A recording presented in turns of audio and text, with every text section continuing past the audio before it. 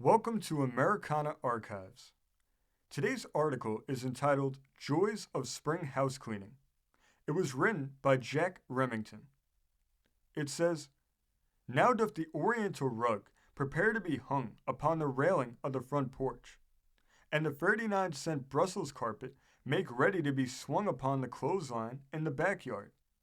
Now doth the $200 oil painting make ready to be dusted in the front yard, and the tea chromo fix itself to be dusted in the cellar. For the time of house cleaning is coming, and the day of reckoning is at hand.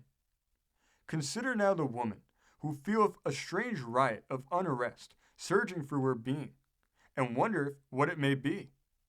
Verily, she hath acquired the house cleaning bacillus, which giveth her the complaint known as obseditis. And she will not know peace until she have torn the carpet from the floor and blacked the stove. Is it not so? My son, keep track of events for the space of 3 weeks. Behold, woman shall turn her eyes from the advertisements of bonnets that are made in France and of price marks that are made here, and she shall cease thinking of whether she shall shirr the back breadths of her skirt, and she shall suddenly forget to wonder whether hair is to be worn in a pompadour. For when she seeth a hammer, her fingers shall twitch, and when she walketh upon a rug, she shall yearn to swing it about her head and knock the dust from it. When she cometh upon a stepladder, she shall cry, Oh, let me play Santos Dumont and get up in the air, that I may yank the pictures from the walls and the bric-a-brac from the mantels, that I may see the dust upon the moldings, and paste the loose corner in the wallpaper. Then she putteth away her organdy dress and her pattern for a shirtwaist, and pondereth no longer on whether the shirtwaist shall have a blouse front or not. But she girdeth her skirts about her, and tieth a towel over her hair, and roameth through the house seeking what she may destroy. And her husband, what is he during this time? Surely he is as the dust in the carpet or the torn place in the wallpaper, and he hath to be scarce. He leaveth his home in the morning, and all is serene. And he cometh home in the evening, and standeth agape upon the sidewalk. For the spare bedroom she hath been thrown upon the sidewalk, and the piano is in the yard.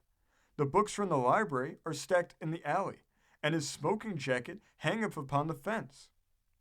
And he goeth into the house, and seeketh his wife, that he may ask of her why this is thus. Yet he findeth her not, for she is over to the neighbors, asking whether it is better to use concentrated lye or household ammonia to take an ink spot out of the portieres. And the portieres she hath placed upon the ash barrel until she have time to return unto them.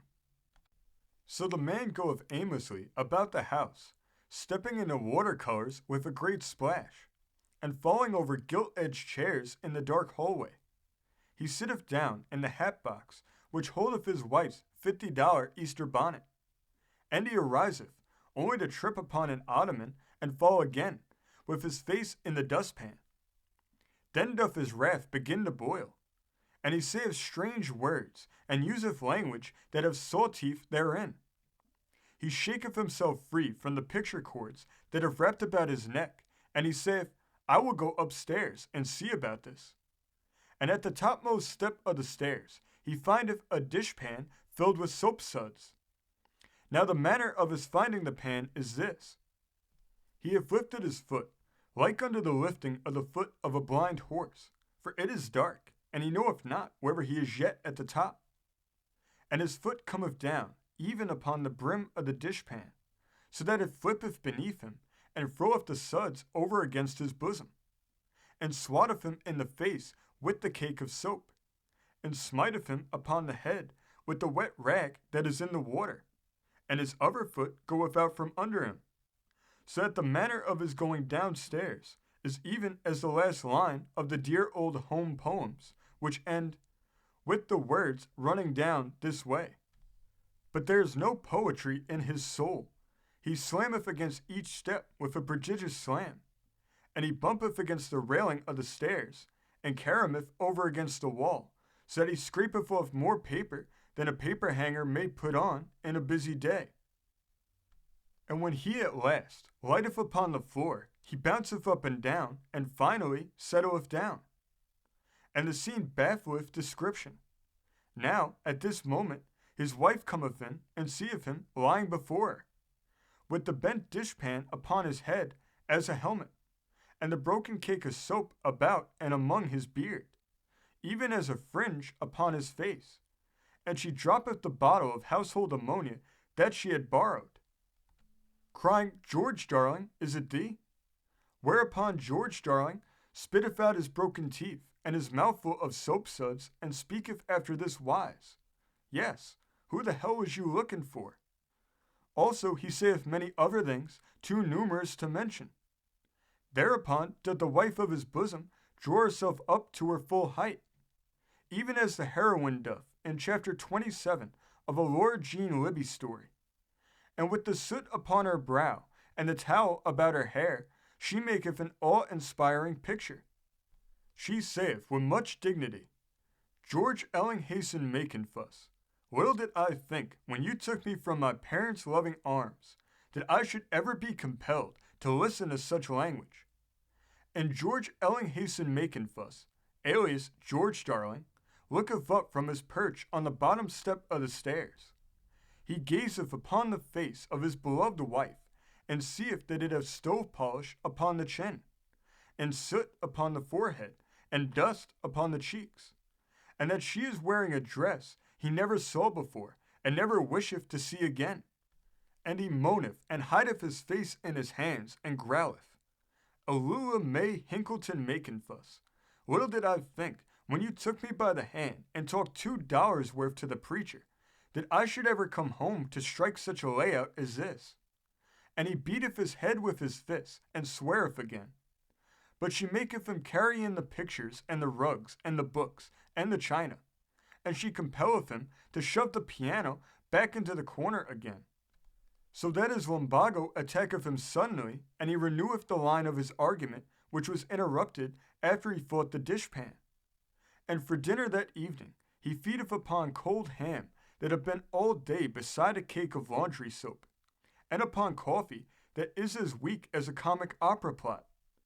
My son, house cleaning is like unto having a tooth pulled.